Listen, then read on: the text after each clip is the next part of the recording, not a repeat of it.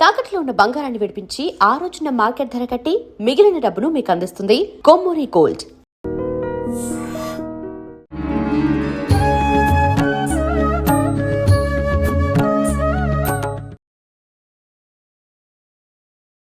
నమస్కారం, welcome to I dream. ధర్మ మార్గం విత్ విజిత కార్యక్రమానికి స్వాగతం.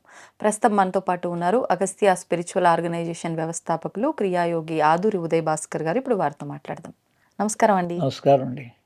మాఘ పౌర్ణమి రాబోతోంది. ముఖ్యంగా ఈ మాఘమాసం అంతా కూడా విశేషమే అంటూ ఉంటారు. మరి మాఘ పౌర్ణమి రోజున స్నానాలే కానివ్వండి, లేదంటే ఆ రోజు విశేషంగా చేసే విధానాల గురించి తెలియజేయండి.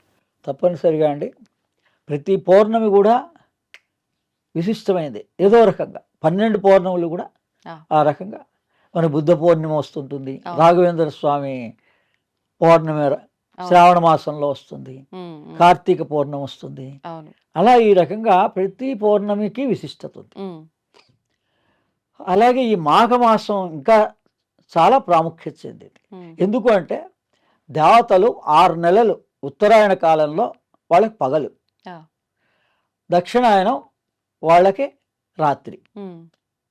మనకేమో రోజు ఒక 24 గంటల్లో పగలు రాత్రి అయితే దేవతలకు 6 నెలలు 6 నెలలు. అందుకని వాళ్ళు లేచి మనం లేచినప్పుడు ఎంత ఫ్రెష్గా ఉంటాం. బ్రాహ్మీ ముహూర్తంలో నిద్ర లేవగానే ఎటువంటి సమస్యలను రాత్రితో అయిపోతాయి, అంతే పడుకొని లేచేటప్పటికి. ఆ రకంగా దేవతలు మన అనుగ్రహిస్తారు అని అర్థం. ఆయా నెలల నుంచి స్టార్ట్ అవుతుంది. ఉత్తరాయణ మాఘమాసంలోనే మొదలవుతోంది. అందుకని ఈ మాఘమాసం వచ్చేటప్పటికి మొదటి నెల ఉత్తరాయణ పుణ్యకాలంలో, అంటే బ్రాహ్మీ ముహూర్తం అనమాట. ఈ నెల అంతా కూడా మనకి బ్రాహ్మీ ముహూర్తం లాంటిది. ఎంత మనం దైవికంగా ఉపయోగించుకుంటే, యోగ ధ్యానంగా ఉపయోగించుకుంటే అంత ఫాస్ట్ రిజల్ట్స్ వస్తాయి. ఏ సమయమైనా ఈ నెలంతా భగవత్ సంబంధం ఏది చేసినా భగవద్ అనుగ్రహం సంవత్సరంలో లేనంత విశేషంగా ఉంటుంది. అందుకని స్నానానికి ప్రాధాన్యత. మాఘ స్నానం ఎందుకు స్నానం చేయాలి అంటే, అంతకుముందు అంతా చలికాలం ఉంటుంది కదా, ఆ చలికాలం చలి ఉంటుంది, ఇంకా పూర్తిగా పోదు. అందుకని జలంలోకి వెళ్ళేటప్పటికల్లా మన బయట టెంపరేచర్కి జలానికి తేడా ఉంటుంది, అది వేడిగా ఉంటుంది. అందుకనంటే ఈ చలిగా ఉన్నప్పుడే తెల్లారుజామున వెళ్ళి ఆ నది స్నానం కనుక చేసినట్లయితే మనలో వేగస్ నర్వ్ యాక్టివేట్ అవుతుంది. ఈ గాయత్రి సాధన కానీ, కుండలిని సాధన కానీ, ఇవన్నీ ఏ సాధన చేసినా యోగ ప్రకారంగా కూడా ఇవన్నీ దేనికి? వేగస్ నర్వ్ యాక్టివేషన్కి. అందుకని మనకు ఈ మాఘ స్నానంలో ఆ చలిలో ఉన్నప్పుడు బయట అనిపించినా కూడా మనం వేడినీళ్ళుగా కాకుండా కనీసం ఒక రోజు ప్రయత్నం చేసి, విశేషమైన రోజులు, అందుకని ఆ పౌర్ణమి, అందుకని విశిష్టత. ఆ మాఘ పౌర్ణమి రోజున మనం గనక ఆ నదీ స్నానమో, సరస్సు, సముద్రము, ఏవైనా న్యాచురల్ వాటిలో కనుక చేస్తే వేగస్ నర్వ్ యాక్టివేట్ అవుతుంది. యోగం గురించిన ఇంట్రెస్ట్ క్రియేట్ అవుతుంది మనకి ఆటోమేటిక్గా. మనలో కుండలిని శక్తి జాగృతం అవుతుంది తెలియకుండానే. అందుకని దాన్ని ఒక మంత్రంగా, క్రియాయోగంగా, అన్నిటికన్నా ఓంకార సాధన మంచిది. ఎవరైనా చేయొచ్చు. 108 హర్ట్స్ తోటి స్టార్ట్ చేసి చెయ్యాలి. 963 హర్ట్స్ వరకు వెళితే మన పిలీనియల్ గ్లాండ్ యాక్టివేట్ అవుతుంది మన దేహం లోపల. 108 నుంచి ఇండిఫరెంట్ హర్ట్స్ తోటి ఉంటుంది. అది ఫైనల్గా 963 హర్ట్స్, 136 కూడా ఉంటుంది. 108 మనం అందరం సామాన్యంగా ఓంకార సాధన చేసుకోవచ్చు. భగవంతుడు ఎవరైనా ఓంకార స్వరూపుడే. గణపతి ఓంకార స్వరూపుడే, ఈశ్వరుడు ఓంకార స్వరూపుడే. సుబ్రహ్మణ్య స్వామి అయితే తన తండ్రికే ఈ ఓంకార సాధన నేర్పించాడు. అలా అమ్మవారైనా గాయత్రి కూడా ఓంకార స్వరూపిణి. ఓం భూర్భువ స్వహ. అదే ఓం అనేటువంటిదే అందరికీ కామన్గా ఉన్నటువంటి మొట్టమొదట ఓం ఇచ్చేకాక్షరం బ్రహ్మ. భగవంతుడు ఎవరు అని అడగాలి. అడిగితే గురువు అవసరం దేనికి? భగవంతుని తెలుసుకోవడం కోసం గురువు కావాలి. ఎందుకంటే తత్వబోధ చేస్తాడు గురు పరంపరగా. ఆదిశంకరాచార్య జగద్గురుగా ఉంటే మా మౌనస్వామి పీఠం, అందుకని శంకర పీఠం, సిద్ధేశ్వరానంద భారతి పాదపద్మాలకి నమస్కరిస్తూ, అస్మద్ గురుభ్యో నమః ఆనందగణ పాదపద్మాలకు నమస్కరిస్తూ, మేము క్రియాయోగాన్ని ఈ మాఘ పౌర్ణమి రోజునే నేను 2000 సంవత్సరం 2001వ సంవత్సరంలో క్రియాయోగ దీక్షగా నేను మా గురువుగారి దగ్గర తీసుకున్నా. అందుకని ఆ రోజు తీసుకున్నటువంటిది ఈ రోజు 25 దాకా 24 సంవత్సరాలు నేను వదలకుండా క్రియాయోగాన్ని ఆచరిస్తున్నా. అందుకని ఆ రోజున మీకు ఏది ప్రాధాన్యత అంటే ఓంకారపరమైన సాధనే క్రియాయోగం. ఖచ్చితంగా గురుముఖతే తీసుకొని చేయాలంటారా? దొరికితే మంచిది, లేదా తల్లిదండ్రి పెద్దలు ఎవరి ద్వారానైనా ఓంకార సాధన చేస్తే అలా తెల్లారుజామున ఎప్పుడు కూడా క్రియాయోగం తెల్లారుజామున మొదలు పెడతారు. అందుకని శుచిగా ఆరంభం చేస్తే ఆ పౌర్ణమి రోజున దీక్షగా తీసుకుంటే చాలా విశిష్టత. అదే నేను ఆ క్రియాయోగాన్ని బాబాజీ మార్గంలో మనం ఎవరిదైనా పరమశ యోగానంద పుస్తకం చదువుకోవచ్చు. మనం ఆ క్రియాయోగం మీద ఇంట్రెస్ట్ ఉంటే లహరి మహాశయ జీవిత చరిత్ర కానీ, పరమశ యోగానంద జీవిత చరిత్ర కానీ, యుక్తేశ్వరగిరి జీవిత చరిత్ర కానీ మనకి మెయిన్ సెంటర్ బెంగళూరు సెంటర్గా ఉంది. అక్కడ అద్భుతమైన పుస్తకాలన్నీ కూడా 18 సిద్ధాస్, 18 మంది సిద్ధులు ఉన్నారు. అది అన్ని లాంగ్వేజ్లోనూ ఆ పుస్తకం విడుదలైంది బెంగళూరు సెంటర్గా. అది గనక చదువుకొని మనం గనక ఈ యోగాన్ని గనక ఆచరించాలనుకుంటే ఎవరైనా మనకి సహకరిస్తారు, ఏ యోగులైనా కూడా. అనేది మొట్టమొదటి ఏంటంటే ఈశ్వరుడు ఓంకార స్వరూపుడు, ఓంకారేశ్వర్ ఉంది పేరుంది కదా. అలా ఆ ఈశ్వరుని ఆరాధన చేయాలంటే ఎవరిని చేయాలి? నందిని, నందీశ్వర తిరుమల్లార్ అని ఉన్నాడు. ఈ 18 సిద్ధాస్లో ఒక సిద్ధుడు తిరుమల్లార్. దాని గ్రంథాన్ని రామకృష్ణ మిషన్ వాళ్ళు పబ్లిష్ చేశారు. తిరుమందిరం అద్భుతమైన గ్రంథం ఉంది. అందులో మీకు ఈ మంత్ర యోగ రహస్యాలన్నీ ఉన్నాయి. ఈ రకంగా ఈ మాఘమాసం ప్రధానంగా యోగాభ్యాసానికి, మామూలు వాళ్ళకు కూడా దైవికంగా కూడా ఉన్నటువంటి వాళ్ళకి క్షేత్ర దర్శనం, అది ఒక క్రమ పద్ధతిలో మనం ప్రతి పౌర్ణమిని ఉపయోగించుకోవాలని లలితా సహస్రనామ పారాయణ ప్రధానంగా ఆ రోజు చేసుకోవచ్చు. ప్రతి పౌర్ణమికి ప్రతి పౌర్ణమి ఇష్టం, మాఘ పౌర్ణమి విశేషంగా ఇష్టం. అమ్మవారి అనుగ్రహం కలుగుతుంది. ప్రతి పౌర్ణమి లలితా సహస్రనామ పారాయణతో అమ్మవారిని పూజించుకోవచ్చు. ఇలా ఏ రూపంగా మనసును భావించినా భగవంతుణ్ణి ఈ ఉత్తరాయణ పుణ్యకాలంలో కాబట్టి వాళ్ళు బ్రాహ్మీ ముహూర్తంలో వాళ్ళ అనుగ్రహ ప్రాప్తి ఖచ్చితంగా కలుగుతుంది. ఈ నెలంతా మంచిది, మాఘమాసం అంతా మంచిది. మాఘ పౌర్ణమి రోజు ఆచరించే విధానాలు ఏంటి? ముఖ్యంగా ఈ మాఘ పౌర్ణమి రోజు ఎటువంటి విధానాలు ఆచరిస్తే బాగుంటుందో తెలియచేయండి. తప్పకుండా అండి. చంద్రుడికి కళలోను ఉంటాయి, 16 కళలోను ఉంటాయి చంద్రుడికి. ఒక్కొక్క పౌర్ణమికి కొన్ని కళలు రిలీజ్ అవుతుంటాయి చంద్రుడిలో. మాఘమాసంలో పౌర్ణమి వచ్చినప్పుడు ఉన్నటువంటి కళలు ఏంటంటే ఆరోగ్యాన్ని ఇచ్చేది, కీర్తిని ఇచ్చేటువంటి కళలు రిలీజ్ అవుతాయి చంద్రుడి నుంచి. ఒక్కొక్కప్పుడు ఒక్కొక్కటి ఉంటుంది. ఒక్కొక్క రాశి కూడా ఆరోగ్యం. చంద్రుడు ఎక్కడున్నాడు? సింహరాశిలోకి ఎంటర్ అవుతున్న చంద్రుడు కదా. మఖా నక్షత్రం, మఘా నక్షత్రం మీద పౌర్ణమి ఏర్పడింది కాబట్టి మాఘ పౌర్ణమి, అంతే కదా. అదే మీకు ఒక్కొక్క రాశుల్లో ఒక్కొక్క నక్షత్రాన్ని బట్టి మనం పౌర్ణమి లెక్కలేస్తూ ఉంటాం. ఆర్ద్ర నక్షత్రము ఇట్లా అంటే ఒక్కొక్కటి. మార్గశిర మాసం మృగశిర నక్షత్రం మీద, ఆశ్వీజ మాసం అశ్విని ఇట్లా ఉంటుంది కదా. అలా ఏంటంటే రవి ముఖ్యంగా మనకు ఆరోగ్యానికి కారకుడు కాబట్టి ఎవరైతే అనారోగ్య బారిన పడుతుంటారో వాళ్ళ యొక్క మానసిక స్థితి బలంగా ఉండాలని ఎవరు కోరుకుంటారో వాళ్ళు మాఘ పౌర్ణమి చేయడం వల్ల ఖచ్చితమైన మంచి ఫలితాలు ఉంటాయి. ఇంకా అందులో సందేహం ఏం లేదు. ప్రతి ఒక్కరికి అవసరమైంది. ఇప్పుడు ప్రతి ఒక్కరికి అవసరమైంది. నిన్న మొన్న చూడండి, నేను చూసా ఒక అమ్మాయి గవర్నమెంట్ జాబ్ హోల్డర్, అవునవును, తల్లిదండ్రులు లేరు, సింగిల్ గా ఉండలేక డిప్రెషన్ కూడా బోర్ కొడుతుందని ఆత్మహత్య చేసుకుంది. అసలు ఏంటి అసలు? ఇప్పుడు కొంతమంది ఉంటారు ఎట్లా అంటే బాగా హెవీ హెల్త్ ఇష్యూస్ ఉన్నాయి, తట్టుకోలేకపోతున్నాను అని చెప్పి చేసుకుంటారు. కానీ బోర్ కొట్టి ఆత్మహత్య చేసుకోవడం ఏంటి చెప్పండి. అయితే నేను తర్వాత తెలిసింది ఏంటంటే ఎవరో మోసం చేశారని విన్నా. నేను మోసం చేస్తే ఆ మోసం తట్టుకోలేక అని ఎక్కడో సంథింగ్ చదవడం ఎవరో చెప్పడం జరిగింది, నాకు గుర్తు రావట్లేదు సరిగ్గా. అట్లా కూడా అయిందని. అంటే తల్లిదండ్రులు లేరట అమ్మాయికి, సింగిల్ అట. అంటే నేను ఎందుకు చెప్తున్నానంటే ఈ మాట, ఇవాళ రేపు మనకి ఒక చిన్న ఏజ్ నుంచే టెన్షన్స్ పెరుగుతున్నాయి. అవును. ఒకప్పుడు అసలు స్కూలింగ్ కాలేజ్ ఏజ్లో అసలు మీకు స్ట్రెస్ అనేది ఉండేది కాదు, ఆడుతూ పాడుతూ అయిపోయేది. ఆ జీవుడికి ఎప్పుడైనా బాధ్యత ఉంది అంటే ఒక 25 ఏళ్ళు వచ్చినప్పటి నుంచి బాధ్యత ఉండేది. అవును. మొత్తం ఎడ్యుకేషన్ అయిపోయాక. వివాహం తర్వాత తర్వాతే బాధ్యతలు ఉండేవి. ఒకప్పుడైతే అది కూడా ఉండేది కదా, ఎందుకంటే అవును. ఉమ్మడి కుటుంబం ఉండేది. అవును. పెళ్లి చేసేవారు. ఇంట్లో ఆల్రెడీ నడుస్తూనే ఉంది. కొత్తగా ఈ వ్యక్తి ఇప్పుడు సంపాదించి పెట్టాలని ఉండేది కాదు. లేదు, ఇప్పుడు ఉద్యోగం ఉంటేనే పెళ్లి చేసుకోవాలి. పెళ్లి చేసుకోవాలి. నర్సరీ నుంచే మీకు స్కూల్లో హోంవర్క్స్ ఇవ్వడం అంటే ఏమైపోతుందంటే ఒక ఏజ్ తర్వాత రావాల్సిన బాధ్యతలు ఉమ్, స్కూలింగ్ ఏజ్ నుంచే వచ్చేసరికి ఏమైపోతుందంటే స్కూలింగ్ ఏజ్ నుంచే స్ట్రెస్ వచ్చేసరికి ఒక ఏజ్ వచ్చేసరికి ఏంటి నా జీవితం అంతా స్ట్రెస్ నా చదువుకునేటప్పుడు స్ట్రెస్, అవును. ఉద్యోగం చేస్తుంటే స్ట్రెస్, పెళ్ళైతే స్ట్రెస్, అన్ని స్ట్రెస్ అయినా అనిపిస్తుంది, విరక్తి వస్తుంది, ఒక రకంగా విరక్తి వస్తుంది. అయితే ఈ స్ట్రెస్ కారణం ఏమిటి అంటే రియాలిటీలోకి మనం వెళ్ళకపోవడం. ఉమ్, ఎప్పుడైతే రియాలిటీలోకి మనం వెళ్ళమో స్ట్రెస్ పెరుగుతూ ఉంటుంది. అంటే ఏంటి రియాలిటీ? రియాలిటీ అంటే ఏంటంటే సత్యాన్ని మనం అర్థం చేసుకోవడం. ఉమ్, ఇప్పుడు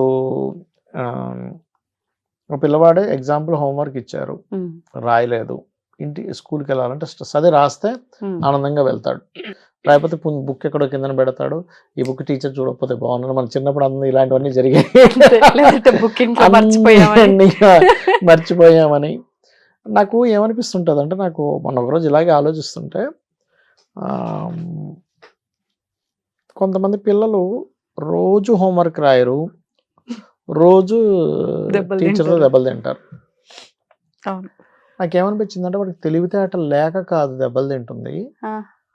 వాడు ఆ దెబ్బని అలవాటు పడిపోయాడు. ఏముంది ఇంతకంటే ఏముంది, టీచర్ వాడు దెబ్బేస్తుంది, కాసేపు నొప్పి వస్తుంది. కాసేపు నొప్పి వస్తుంది, ఆ. ఇంతకంటే ఇంకేముంటది అంటే ఆ హోంవర్క్ రాయడం కంటే ఇది ఈజీ అనిపిస్తుంది వాడికి. అంతే, ఈ నొప్పి కన్నా అదే పెద్ద నొప్పిగా అదే పెద్ద భావిస్తున్నారు. నొప్పిగా ఫీల్ అవుతున్నాడు. నిజమే అండి.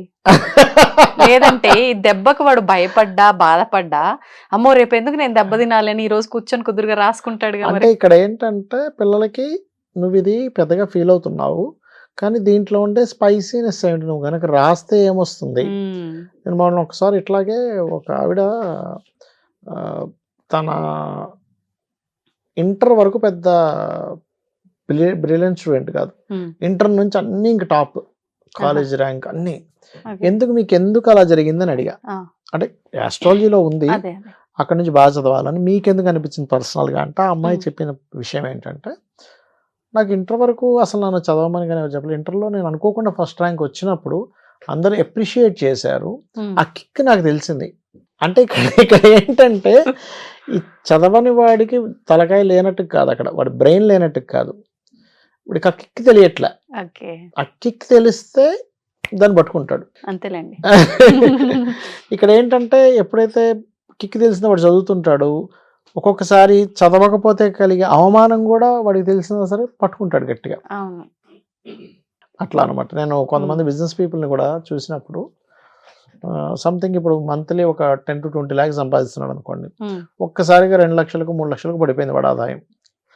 వాడు చాలా బాధపడిపోతుంటే, ఎందుకు 2-3 లక్షలతో కూడా హ్యాపీగా బతకొచ్చు కదా అంటే, లేదు సార్ 10 లక్షలు 20 లక్షలు సంపాదించినప్పుడు ఉండే కిక్ నేను కోల్పోతున్నాను. ఇక్కడ ఏంటంటే నాకు ఖర్చు అయిపోయినా పర్లేదు, 10 లక్షలు ఖర్చు అయిపోతున్నాయి ప్రతి నెల, కానీ నేను సంపాదిస్తున్నాను అనేటువంటి కిక్ ఏదైతే ఉందో నన్ను బాగా పాజిటివ్ ట్రిగర్ చేస్తుంది. నేను 3 లక్షలు మిగులుతున్నా సరే నేను 10 లక్షలు సంపాదించకపోయేసరికి, అయ్యో నేను 3 లక్షలు సంపాదిస్తున్నాను ఏంటనేది నన్ను ఇబ్బంది పెడుతుంది. అంటే ఏంటంటే మన మైండ్లో నువ్వు దేనైనా యాక్సెప్ట్ చేసేటువంటి రియాలిటీ నీ మైండ్లో లేనంతసేపు నువ్వు ప్రతిదానికి ఇట్లా అయిపోతూ ఉంటావు. అవును, నిజమండి.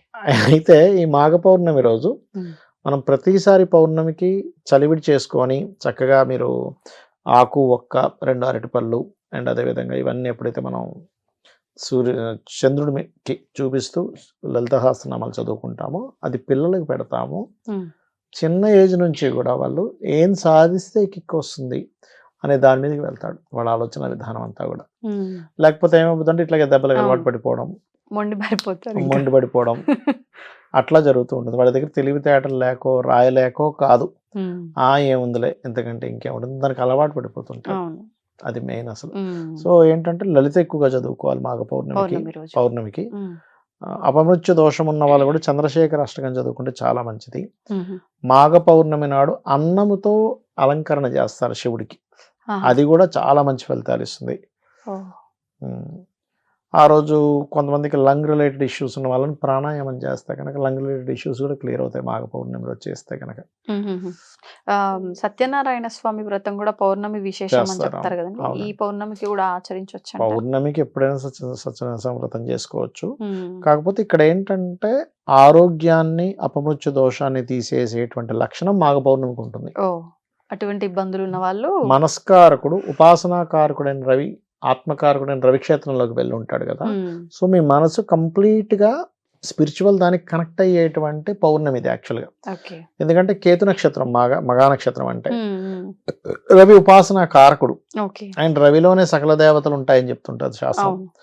ఇప్పుడు మనకి భానుమండల మధ్యస్థ భైరవి భగవాన్ని అమ్మవారు ఉంది, శివుడు ఉన్నాడు. ఇంకోటి ఏంటంటే సూర్య నమస్కారం. ఇప్పుడు కామన్గా ఏ దేవతనైనా మనం ఆరాధించకపోతే తనేమో అనుగ్రహించదు, ఆరాధిస్తే ఒక అనుగ్రహం లభిస్తుంది. కానీ సూర్యుడి దగ్గరికి వచ్చేసరికి ఏంటంటే మీరు పూజించకపోతే దోషం వస్తుంది, సూర్యుడిని నమస్కారం చేయకపోతే దోషం. కృతజ్ఞలం అయిపోతున్నాం మనం అక్కడ. అంటే కృతజ్ఞత తెలపకుండా ఉన్నామంటే తప్పే కదా. అంటే మనం మొక్కినా మొక్కకపోయినా ఆయన చేయాల్సింది ఆయన చేస్తున్నాడు కాబట్టి మనం దోషం చేయకూడదు అక్కడ. అట్లా సూర్య రాశుల్లోనే ఈ మాఘ పౌర్ణమి ఏర్పడుతుంది కాబట్టి, అంటే పౌర్ణమి ఏర్పడుతుంది కాబట్టి సూర్య ఆరాధన చేయడం ఆ రోజు ఇంకా మంచి ఫలితాలు ఇస్తుంది. మాఘబట్టి ఆదివారాలు వస్తాయి మనకి మాఘమాసంలో. ఆదివారాలు కనుక చేస్తే ఇంకా చక్కటి అంటే వాళ్ళకి ఆరోగ్యం, కీర్తి, సంతాన ప్రాప్తి ఇవన్నీ కూడా లభిస్తాయి. అమ్మ, మాఘమాసంలో వచ్చే పౌర్ణమికి చాలా విశిష్టత ఉంది అంటుంటారు. మరి ఏంటి ఆ విశిష్టత? ఆ రోజుని మేమందరం ఎలా ఉపయోగించుకోవచ్చు? మాఘ పూర్ణిమ, మాఘమాసమే విశిష్టమైంది అనుకున్నాం. అవును. ఇంకా మాఘ పూర్ణిమ రోజు అన్ని వ్రతాలు పట్టే రోజు. ప్రతి స్త్రీ ఎన్నో వ్రతాలు ఉంటాయి. 16 పళ్ళ నోమని, 33 పున్నాల నోమని, పండు తాంబూలం నోమని, పసుపు కుంకుమ నోమని, ఇలా ఎన్నో నోములు ఉంటాయన్నమాట. ఈ నోములన్నిటికీ మూలం ఈరోజు పట్టాలి. మాఘ పూర్ణిమ రోజే పట్టుకోమంటుంది శాస్త్రం. ఈ విశిష్టమైన రోజుని మనకి సప్తమిని కూడా ఇస్తారు, రథసప్తమి రోజు లేదా మాఘ పూర్ణిమ రోజు ఈ వ్రతాలకి ప్రారంభించుకోండి, ఈరోజు ప్రారంభించండి అని చెప్తారు. ఇప్పుడు భార్యాభర్తల మధ్య అన్యోన్యత లోపించింది అనుకోండి, తాంబూల వ్రతం అని ఉంటుంది, అది చెయ్యమంటారు. ఎలా చేయాలి? ఈ రోజు మొదలు పెడితే వచ్చే పౌర్ణమి వరకు రోజు చేయాలి, నెలంతా, సంవత్సరం అంతా. ఓ, ఈ పౌర్ణమి మొదలు పెడితే మళ్ళా మాఘ పూర్ణిమ వరకు ప్రతిరోజు చేయాలి. ఎలా చేయాలి అంటే, ఈ భార్యాభర్తల మధ్య అన్యోన్యత లోపించింది అనుకోండి, ఒక పూజ గౌరీదేవిని, అమ్మవారిని ఏ రూపంలోనైనా అమ్మని పూజించుకొని అక్కడ అమ్మ దగ్గర ఒక పండు తాంబూలం పెట్టుకుంటాము. పెట్టిన తర్వాత దంపతుల దగ్గరికి వెళ్ళి ఆమెకి బొట్టు పెట్టి ఈ తాంబూలాలు వాళ్ళిద్దరికీ ఇచ్చుకోవాలి. అది ఎవరైనా సరే కావచ్చు. ఇచ్చేసుకొని వాళ్ళ పాదాలకి నమస్కారం చేసి వాళ్ళ ఆశీస్సులు తీసుకుంటుండాలి. ప్రతిరోజు చేయాలి. అమ్మ ఏదైనా కుదరలేదు, నెలసరిలో ఉన్నాము అంటే ఆ 4 రోజుల తాంబూలాన్ని 5వ రోజు చేసేసుకోవచ్చు. 5గురు దంపతులకి ఇచ్చేసుకోవచ్చు. వాళ్ళ చేత 2 అక్షంతలు వేయించుకొని వాళ్ళు అన్యోన్యంగా ఉండడం దీవించుకోవడం మూలాన అది తప్పనిసరిగా పని అవుతుంది. 33 పున్నాల నోము ఉంటుంది. ఈ మాఘ పూర్ణిమ రోజు మొదలు పెడితే ఈరోజు అమ్మవారికి 1 దోశ నైవేద్యం పెడతారు. దోశ అట్టు ఎందుకమ్మా అట్లు? ఎందుకు? అమ్మవారికి ప్రీతికరం. అలాగే అట్టు ఎలా పోస్తాం? ఆ పోసినప్పుడు రంధ్రాలు ఏర్పడతాయి కదా. ఆ అట్టుకి ఎన్ని రంధ్రాలు ఉన్నాయో అన్ని సంవత్సరాల సౌభాగ్యం మీకు ఉంటుంది అని మన పెద్దలు చెప్తారనమాట. అలా పోసి మొదటి పౌర్ణమికి 1 దోశ, 1 అట్టుతో అమ్మకి నైవేద్యం. అలా 33 పౌర్ణములకి రోజుకొకటి పెంచుకుంటూ 33 అట్టులు నైవేద్యం అమ్మవారికి పెట్టి అది ఆ రోజు పూర్ణాహుతి చేసుకుంటారు. అప్పుడు తన తల్లికో, ఒకవేళ బాగా వయసు వచ్చింది కూతురుంది, కూతురికో ఇంకా అయిన వాళ్ళకో పిలిచి ఆ తాంబూలం దానం ఇచ్చుకుంటే 33 పున్నముల నోము పూర్ణమవుతుంది. ఇలాంటి ఎన్నో వ్రతాలు సౌభాగ్యం కోసం, సంతోషం కోసం మనం పట్టుకుంటాం. దాన్ని మాఘ పౌర్ణమి రోజు పడతాం. అన్ని పౌర్ణముల్లో కల్లా మాఘ పౌర్ణమి విశిష్టత ఎక్కువ కనుక ఉత్తరాయణ ప్రారంభంలో వస్తుంది విశిష్టమైన మాఘ పౌర్ణమి. ఆ రోజు మీరు కానీ గమనిస్తే చంద్రుడి నుంచి వెన్నెల కూడా చాలా చల్లగా, చాలా ఆహ్లాదంగా జాలువారుతుంది మనకి. కార్తీక మాసం వచ్చేటప్పటికి మేబీ ఉండొచ్చు, ఉండకపోవచ్చు, క్లౌడ్స్ ఉంటాయి. కానీ ఈ రోజు ఏముండదు, అలా క్లియర్గా ఉంటుంది ఆకాశం అంతా, వెన్నెలంతా మన మీదకే వస్తుంది. అదే వెన్నెలలో పౌర్ణమి రోజు, మాఘ పూర్ణిమ కానీ ఏ పౌర్ణమి అయినా మనం అమ్మవారిని బయట పెట్టుకొని ఆరు బయట అమ్మవారిని ఈ మల్లెలు లాంటి సుగంధమైన పుష్పాలతో పూజించి అమ్మవారికి వెన్నపూస నివేదన చేసి లలితా సహస్రనామ పారాయణ చేసి ఆ వెన్నపూసని తీసి ఎవరికైనా సంతానం లేని వాళ్లకు పెడితే మాఘ పౌర్ణమి రోజు పెడితే తప్పనిసరిగా వాళ్ళు నెల తప్పుతారు, సంతానం కలుగుతుంది.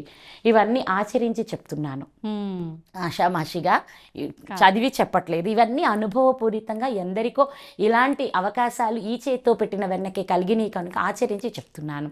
కానీ నియమాలు ఉంటాయి, నిష్టలు ఉంటాయి, ఆహార వ్యవహారాలు చెప్పినట్టు పాటించాలి.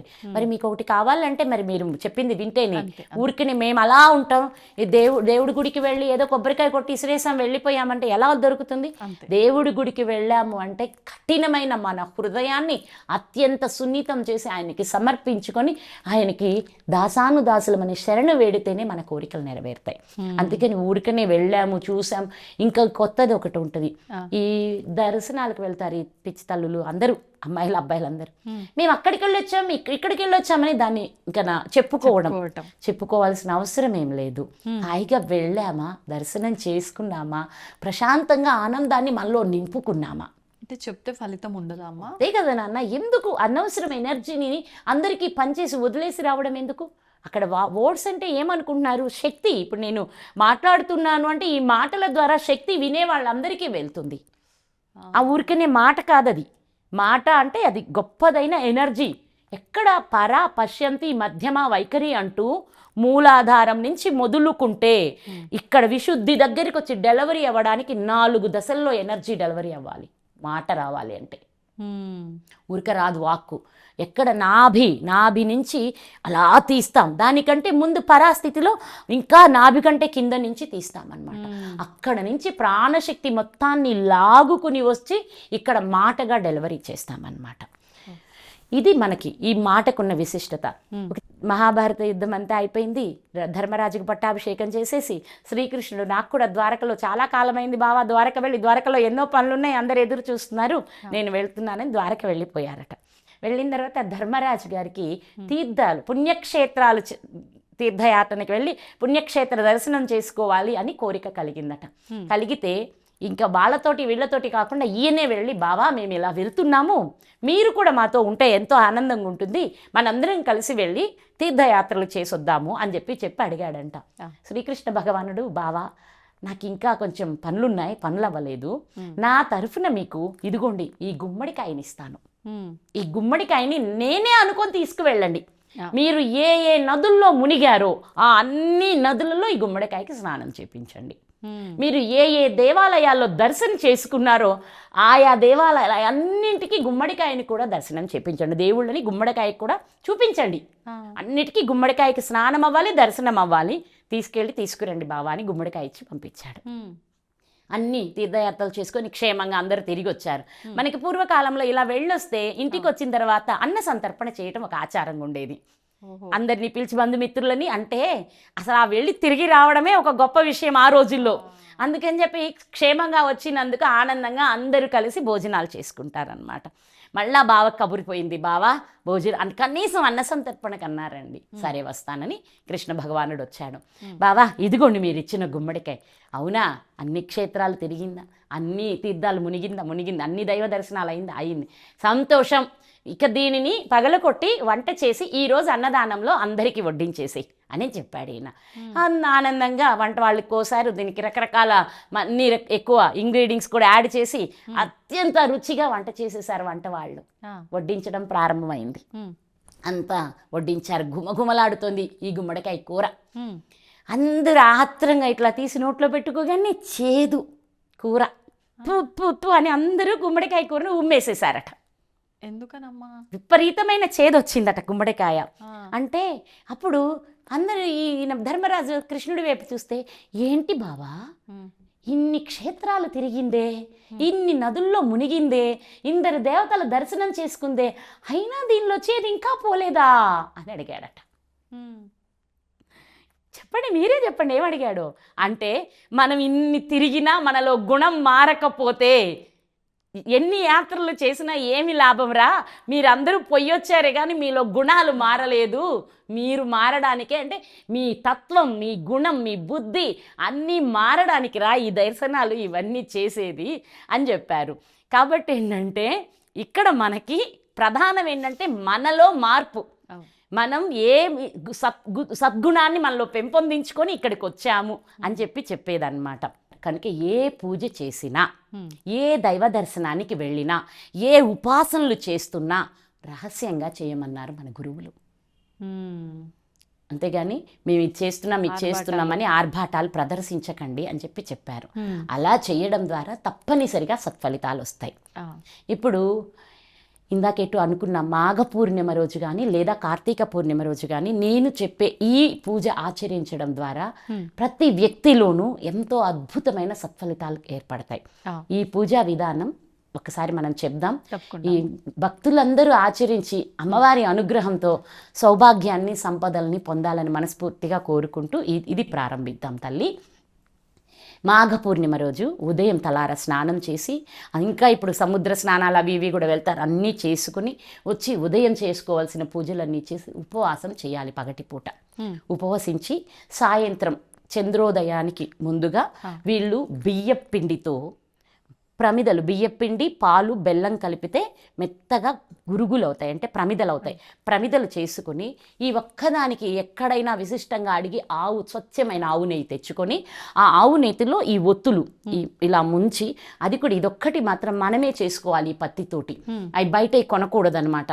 ఈ మనం పత్తితో చిన్న చిన్న పువ్వొత్తులు చేసుకొని నేతిలో ముంచి ఈ గురుగుల్లో పెట్టుకొని కొంచెం 27 మళ్ళీ ఇంకొక ప్లేట్లో 33, ఒక ప్లేట్లో 27, ఇవి నక్షత్రాలకు, అది 33 పున్నములకు పెట్టుకొని ఈ 27, 33 జ్యోతులు పెట్టి ఇలాగే ఈ 27కి 33కి తాంబూలాలు కూడా సిద్ధం చేసుకోవాలి. అంటే పండు, ఒక్క, ఆకు అన్నీ కలిపి తాంబూలాలు సిద్ధం చేసుకోవాలి.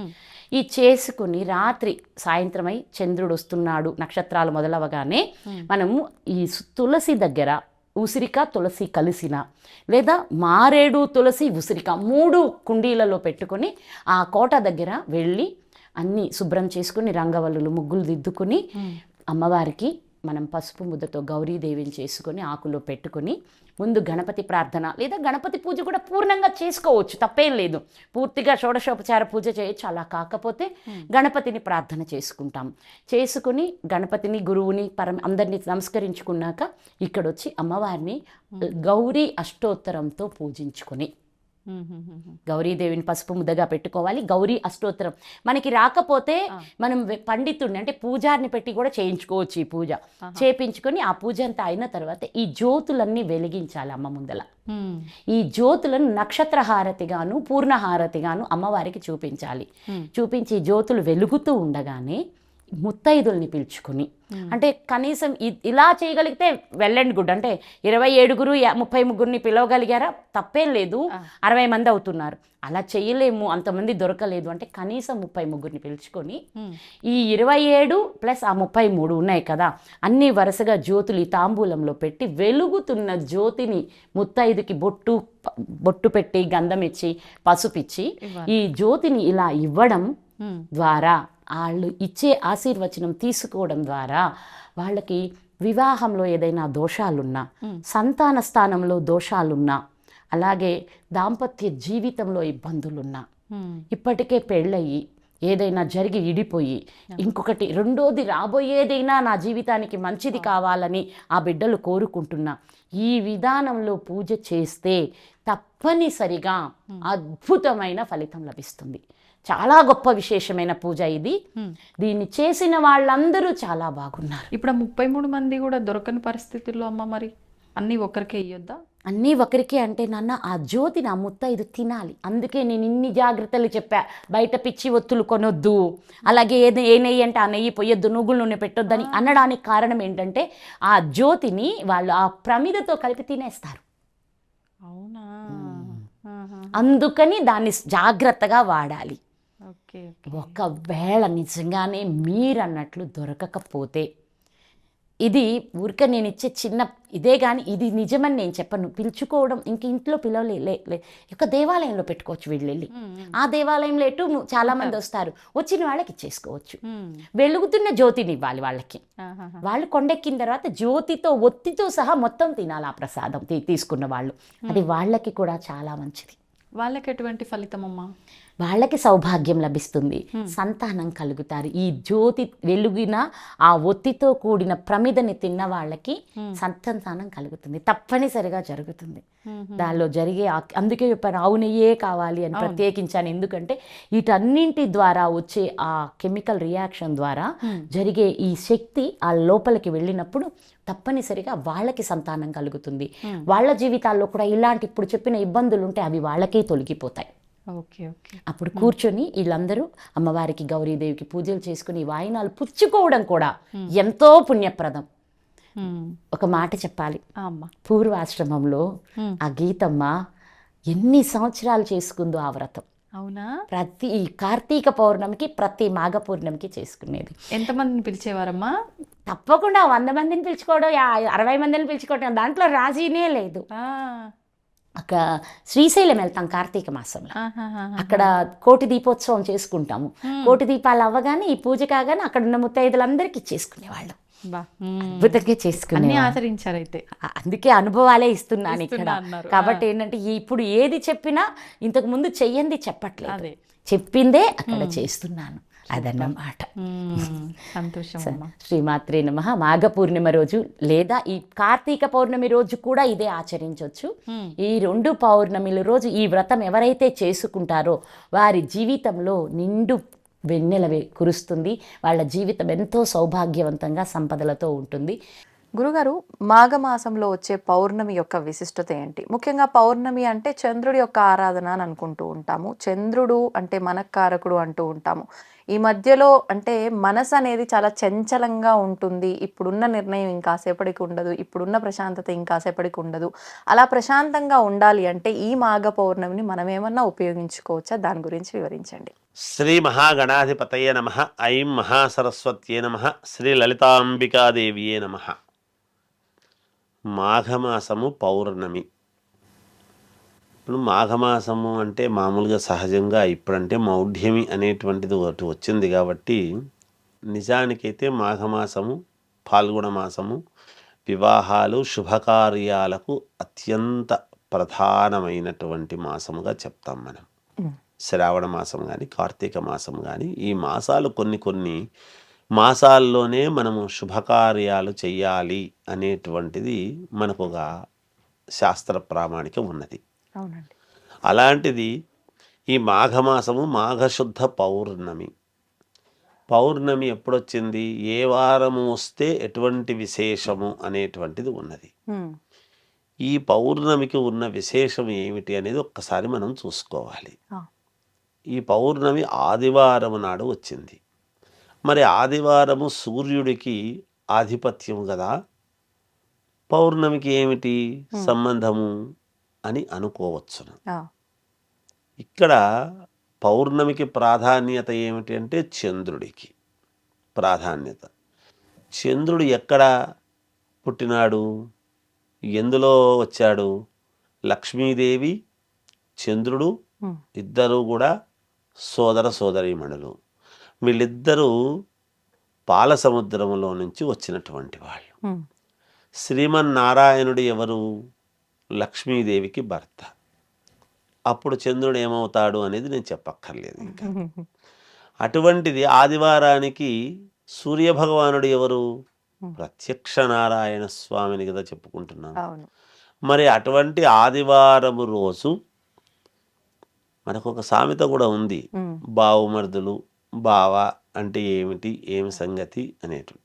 అదే శ్రీ మహావిష్ణువే దక్ష ప్రజాపతికిను పరమేశ్వరుడికి ఒక ఇద్దరి మధ్య ఒక ఇది వచ్చినప్పుడు ఈ శ్రీ మహావిష్ణువే చంద్రుణ్ణి రెండుగా విభజించి కొద్ది రోజులు బాలచంద్రుడిగా పరమేశ్వరుడి సన్నిధిలో ఉండేట్టుగాను, మిగతాది క్షీణింపబోయి మళ్ళీ పౌర్ణమికి నిండు చంద్రుడిగా ఉండేట్టుగాను 2 భాగాలు చేసి సమన్వయము చేసినటువంటి వాడు శ్రీమన్నారాయణుడు. అటువంటి నారాయణ స్వామికి ప్రతీక అయినటువంటి ఆదివారం రోజు పరమ పుణ్యప్రదమైనటువంటి రోజుగా భావించాలి ఈ పౌర్ణమి. అందుకనే ఈ పౌర్ణమి నాడు ఎక్కువగా సత్యనారాయణ స్వామి వ్రతం, సత్య అనేటువంటిది ఎందుకు అనుకుంటున్నాము? సత్యనారాయణ అంటే యథార్థము, నిజం. సత్యం అంటే ఏమిటి?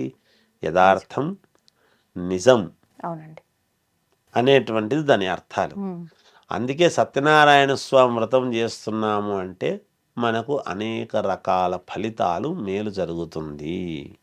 పూర్వము రాజులు కానీ యుద్ధం సంభవించినప్పుడు వ్రతం చేసి బయటికి వెళ్ళేవాళ్ళు. ఈ యుద్ధం గెలవాలి, కోర్టులో ఏదైనా ఇబ్బందులు ఉన్నాయి అంటే ఈ సత్యనారాయణ స్వామి వ్రతం చేసి వెళ్ళటం అనేటువంటిది జరిగేది. కోర్టుకు విజయం లభించేది. ఎందుకు?